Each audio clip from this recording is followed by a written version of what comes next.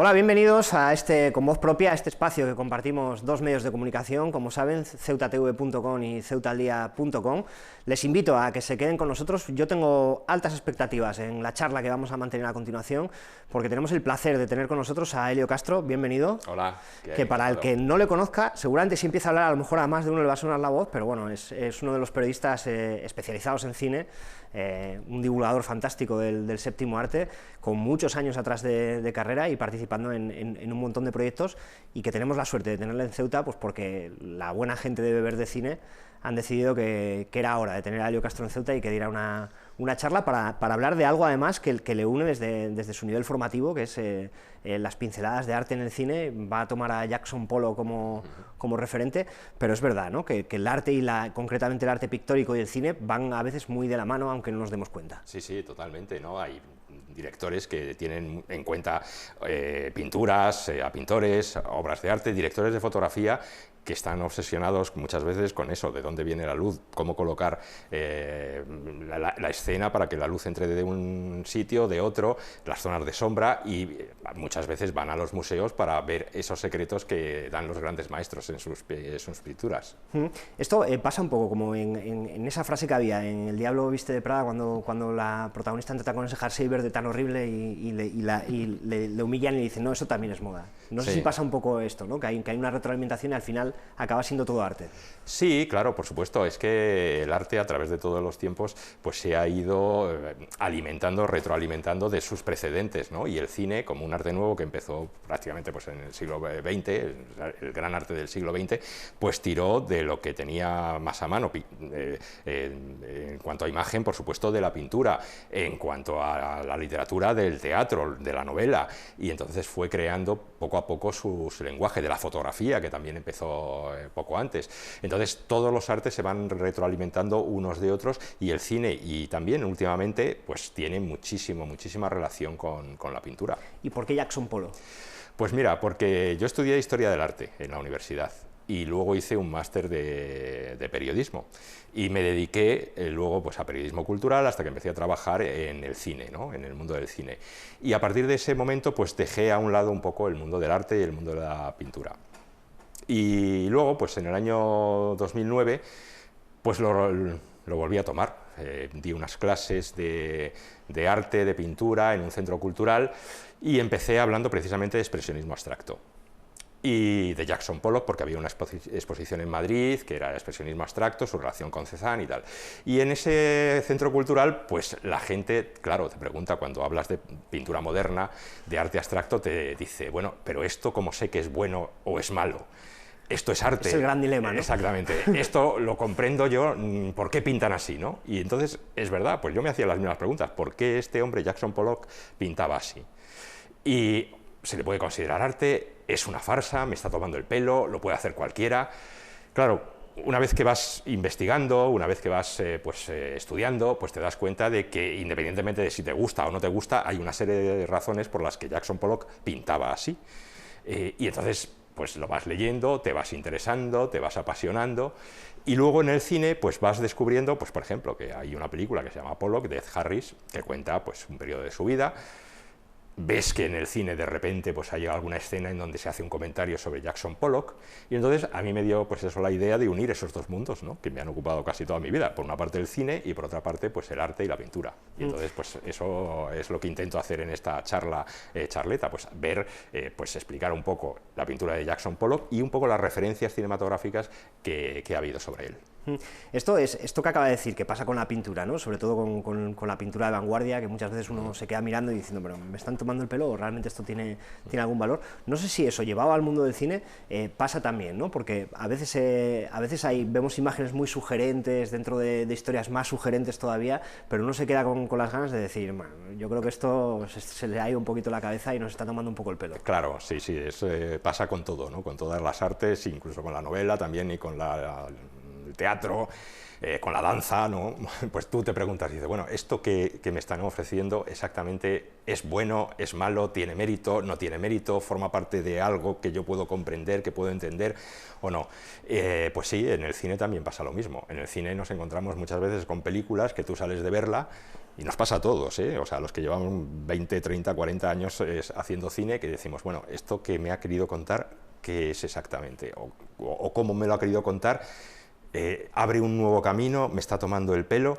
Y bueno, hay opiniones para todos los gustos, o sea, hay muchas veces que se llega a la conclusión de que efectivamente lo que nos ha contado es una chorrada y una tomadura de pelo, y hay otras veces que llegamos a la conclusión de que a lo mejor la película no es que sea una grandísima película, pero que ese director pues está abriendo un camino, está desarrollando un tipo de lenguaje, está haciendo determinadas cosas que luego otros, como decíamos antes, que son directores esponja, van chupando y dicen, oye, esto que ha hecho este tío aquí lo voy a utilizar yo para mi siguiente película.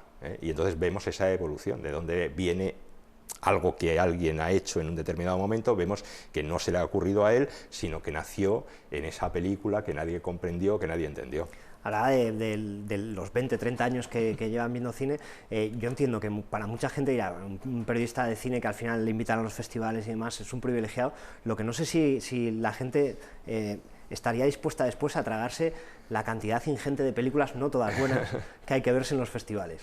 Pues sí, hombre, la verdad es que yo siempre digo que es un trabajo bonito, si te gusta el cine, porque levantarte a las 9 de la mañana o a las 8 de la mañana y tener una proyección a las 10 de la mañana y ver una película, pues la verdad es que es mucho mejor que meterte en una oficina y empezar a hacer pues un trabajo de mecanógrafo, un trabajo burocrático, ¿no?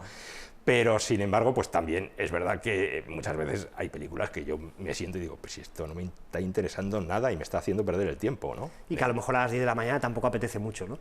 Bueno, te vas acostumbrando ya. La verdad es que sí, muchas veces dicen que en los festivales es incluso más, es antes, ¿no? Hay la primera proyección, por ejemplo, en muchos festivales es a las 8:30, o si es muy larga, a las 8, ¿no? Y luego es verdad que en los festivales pues hay una dinámica muy, dentro de la información cinematográfica, muy frenética, de película, de rueda de prensa, de entrevistas, de otra película, de rueda de prensa, otra entrevista, en fin, que no deja de ser un trabajo. Yo muchas veces me dicen, ¡joder, qué suerte que estás en un festival!, ¿no?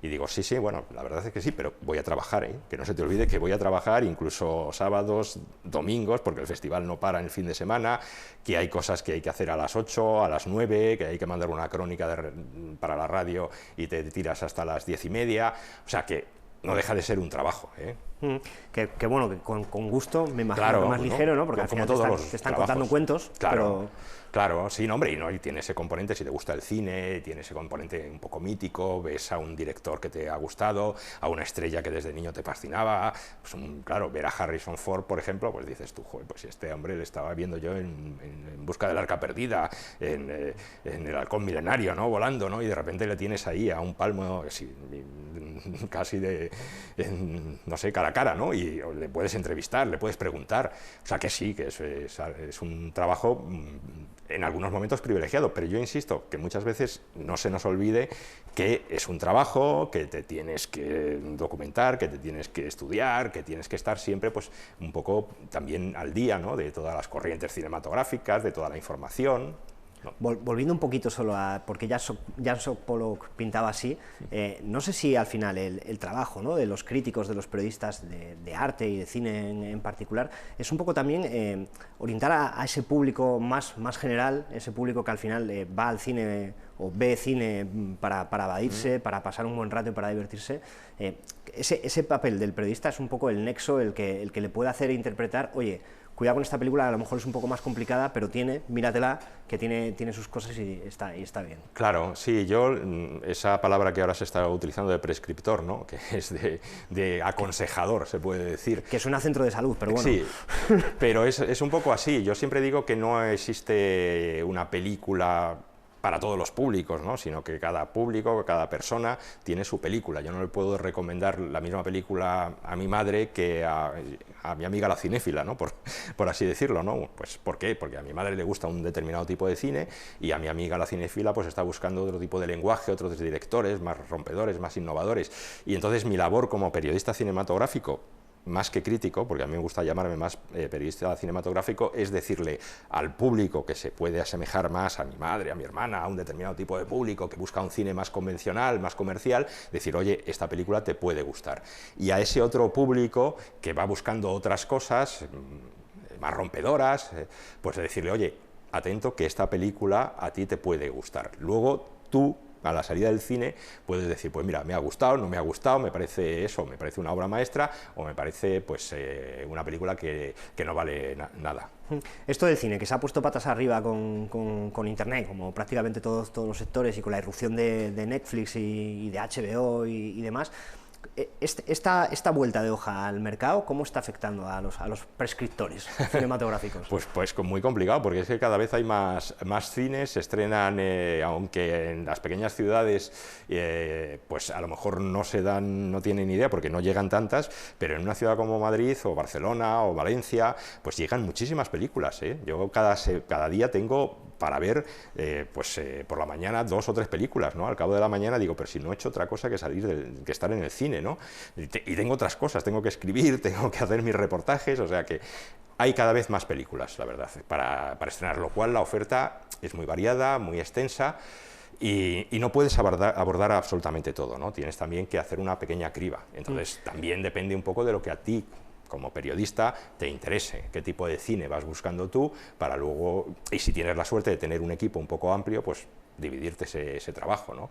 Pero sí, hay mucha oferta, no solamente que llega a las pantallas, sino luego películas hechas única y exclusivamente para estas plataformas que decías tú. Y las series. Y las series, que es un mundo aparte. Sí, totalmente, las series. Porque entiendo que no se ha ampliado la plantilla en los medios de comunicación, No. el que hacía cine ahora lo hace todo. Sí, bueno, hay mucha gente muy experta en series de televisión, porque, claro, las grandes series de televisión, esta nueva edad de oro, pues también ha nacido con una nueva generación, ¿no? Que se ha incorporado y que de alguna manera le era más fácil entrar en este mundo de las nuevas series con los directores, con los actores, digamos, ponerse al día con todo el background del cine clásico, ¿no? que había detrás, ¿no? Y entonces y además también por una cuestión de accesibilidad. Entonces, bueno, pues se han incorporado a este mundo, la verdad es que conocen muchísimo más que yo, pues quiénes son los showrunners del momento, los que son guionistas, los que estaban en esta serie y ahora están en esta otra, o sea que realmente todo este mundo de la televisión ha conectado muy bien con nuevas generaciones y yo también lo agradezco, ¿no? Porque la verdad es que está muy bien eso, dividir un trabajo que da para mucho.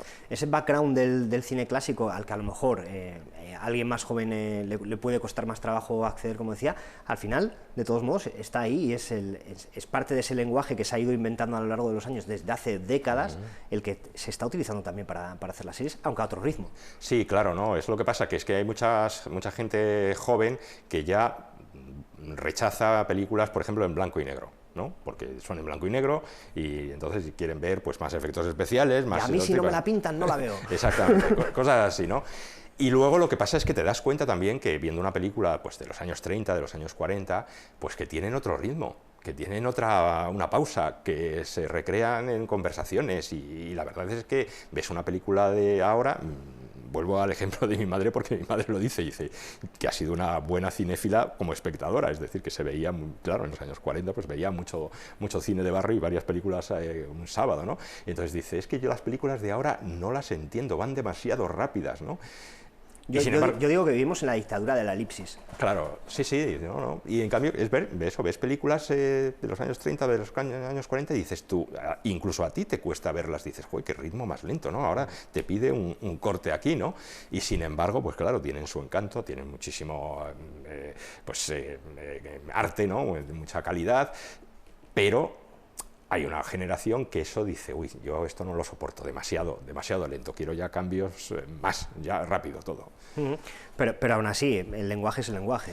Sí, no, hombre, yo sobre todo... ¿Se puede hablar más rápido, más despacio? Claro, no, hombre, yo creo que lo que tiene realmente de mérito del cine es la capacidad, y a mí es lo que me gusta ver, es la capacidad de sugestión, ¿no? Es decir, que en un plano te expliquen una cosa sin necesidad de recurrir a palabras, sin necesidad de recurrir a subrayados de banda sonora excesiva, sin recurrir simplemente con una imagen, con un movimiento que hace un actor, te puede estar diciendo que esa persona, ese personaje está desesperado, está enamorado, está atormentado. Eso es lo que me gusta a mí cuando ves una secuencia que prácticamente sin palabras, pero estás identificándote con lo que estás viendo en la pantalla y estás diciendo, uy, lo que le va a pasar a este personaje es esto, porque fíjate que mal lo está pasando, cómo está sufriendo. Ahí es donde encuentras el verdadero cine En los años 30, en los 50, en los 80 y en los 2019. Y en las series está ahí también. Y en las series muchas veces, en las series hay muchas veces que hay grandes series como Mad Men, por ejemplo, que te dicen cosas solamente... Y que juegan muchísimo con este tipo de historias. Claro, solamente con una sugestión, ¿no? Con un plano de repente te cuentan un montón de cosas y son esas cosas que de repente te levantas de la butaca y dices, joder, ¿qué estoy haciendo? ¿No? ¿Qué estoy viendo? ¿No? Estoy viendo algo que realmente está cumpliendo con lo que es eso, lo que decías tú antes, el séptimo arte.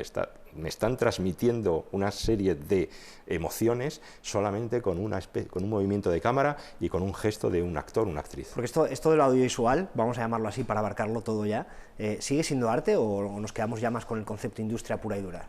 Yo creo que es un arte, en momentos hay un arte, pero también es verdad que es un espectáculo, el cine es un espectáculo, el cine es una diversión, es un entretenimiento, pero también es un arte, y no me refiero solamente a arte y ensayo, o sea, una película bien contada comercialmente, yo creo que es una obra artística, una película de Steven Spielberg, ¿no? En busca del arca perdida, o E.T., Tiburón. Pues no dejan de ser obras, yo creo que son obras de arte, es decir, esa sensación de pánico, de miedo que te transmite Tiburón, ¿no? Que hay muchos espectadores que dicen, yo vi Tiburón y no me pude meter en el agua durante años y años, pues eso lo dan realmente experiencias artísticas más profundas que el puro entretenimiento. A lo mejor hay un poco de cierto elitismo y el hecho de que sea un arte que llega a mucha gente, que conmueve a mucha gente a la vez, lejos de darle un valor añadido a esa capacidad para conmover masas, hay quien lo puede interpretar pues por esto, ¿no? De algo que es tan mainstream, sí. No puede ser... Sí, bueno, también es verdad que hay mucha gente que no lo considera precisamente porque ellos consideran que el cine es una cosa, el gran cine es una cosa y desdeñan lo otro. También ocurre en la pintura, ¿no? La gran pintura es una cosa y la otra no tiene ningún mérito. Bueno, yo no estoy muy de acuerdo con eso, ¿no? Yo creo que todo lo que está muy bien hecho, muy bien pensado, muy bien razonado y en la que puedes encontrar, pues eso, una evolución, una causalidad, ¿no? Una causa, alguien que hace algo por algo o que está experimentando con algo, pues se puede convertir en arte. La verdadera revolución de esta manera de contar historias que estamos viviendo, ¿no? Y que estamos viviendo en estos tiempos con estas nuevas narrativas que hay a través de la televisión, ¿la verdadera revolución está en los guionistas? Sí, en televisión sí, por supuesto, ¿no? Los guionistas siempre han sido importantes y fundamentales en la historia del cine, hay grandes nombres en el mundo del guión, como William Goldman, pero realmente en el cine, quizá por el peso de la autoría del director, desde los años 50, finales de los 50 y los años 60, que se establece ese concepto de cine de autor, el director es lo más importante, pues quizá otros mundos que conviven dentro del cine, como es el de los guionistas o el de los actores, ¿no? Pues quedan un poquito ahí supeditados a la gran figura del director.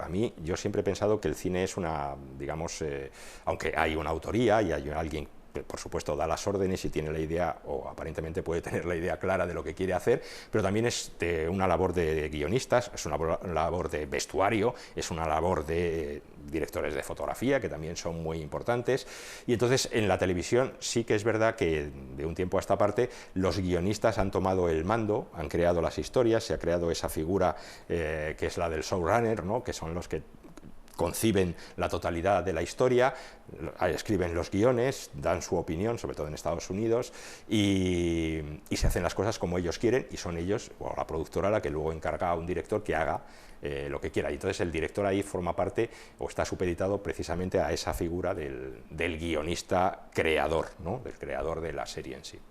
Viendo un poco lo que contaba antes, de que cada vez hay más cosas que ver y que al final no le da a uno ya el día para ver todo lo que se estrena entre televisión, películas para televisión, series, cine, etcétera, etcétera, etcétera.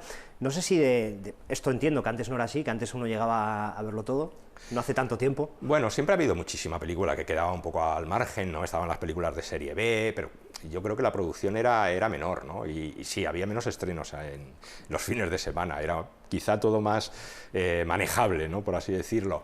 pero siempre ha habido una producción cinematográfica que da para no una vida, sino para varias vidas, ¿no? A donde quería ir es si le está pasando un poco a la industria audiovisual, un poco ya como a la del libro, ¿no? Que evidentemente es imposible abarcarlo todo. Claro. Sí, no, por supuesto. Hombre, yo creo que como espectador, y yo me pongo el primero, yo veo lo que me apetece ver, lo que me interesa, ¿no? Pues eso, voy buscando un poco la sinopsis de lo que trata, y entonces digo, pues mira, esto me puede interesar. Digo, en la televisión, ¿no? Por ejemplo, ahora estoy disfrutando la serie Chernobyl, porque eso, he leído muchísimas cosas buenas, me la han recomendado, pero es que además personalmente a mí me interesa, porque viví esos años. Digo, oye, esto que viví yo, ¿cómo? Explícamelo, cuéntamelo, ¿no? Quiero saber más, ¿no? Y entonces, bueno, pues lo ves y dices tú, joder, pues realmente el mundo estuvo a punto de irse al garete en ese momento, ¿no? Pero, y luego, pues a mí me interesan pues el tema de temas políticos, pues temas artísticos. Quiero decir que no puedes abarcar todo de todo, ¿no? Tienes que seleccionar siempre, y ahí pues son tus propios intereses los que tienen que mandar. Y en el lado de la industria o del arte, en este sentido, en España, ¿cómo estamos? ¿Está tan mal la cosa como se escucha llorar siempre, o realmente no? Yo creo que ahora mismo, hablando por ejemplo de cine y cine español, yo creo que están viviendo un buen momento. Siempre se quejarán, ¿no? Porque parece que, no sé, es algo un poco más social de todo este país. Es ya muy español también. Sí, es muy español. No, pero están viviendo un buen momento, los actores no paran de trabajar. O sea, hay muchas series, que también se está hablando de que puede ser una gran burbuja, ¿no? Pero bueno, están aprovechando, ¿no? Ahora, por ejemplo, para la promoción, pues las empresas que hacen las promociones de las películas se las ven y las desean para sacar a un actor de un rodaje y que esté 2 días o 3 días haciendo promoción por España, ¿no? Es difícil. Cuando esto antes no pasaba. Cuando antes esto no pasaba. Y lo mismo los técnicos, ¿no? Porque hay muchísimas series. Y son series que yo creo que se cuidan bastante, ¿no? Porque, bueno, independientemente que te gusten más o menos, pues hay un trabajo ahí. Luego, pues ellos te dicen, no, necesitaríamos 2 semanas más para hacerla perfecta. Bien, perfecto, pues estoy de acuerdo. No sé si hay una ventana de oportunidad con este paso del consumo masivo de cine a formatos televisivos, de series con calidad.